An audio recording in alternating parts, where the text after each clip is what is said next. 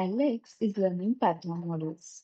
He imports a module, writes a simple line of code, and clicks run. But Python immediately shows an error. Alex is confused. The math module exists. The import worked.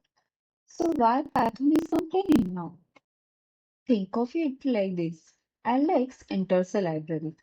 The library building exists. But instead of asking for a specific view, he tries to use the entire library as a book. That does not make sense. Python feels the same way. A module is simply a container. Inside that container are functions, classes, and variables. The module itself is not a function, so it cannot be called using parentheses. Let's look at the problem.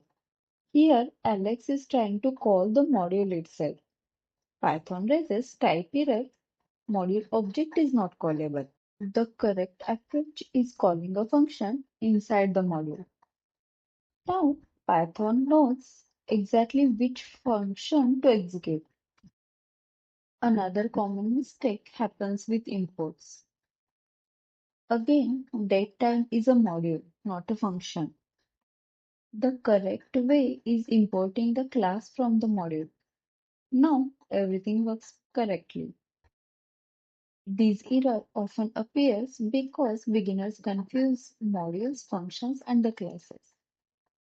Python treats all three differently. Understanding the difference prevents many mistakes. Whenever you see module object is not callable, then check these things. Are you calling a module with parentheses? Should you call a function inside the module instead? Did you import the correct object? Most of these errors comes from incorrect imports.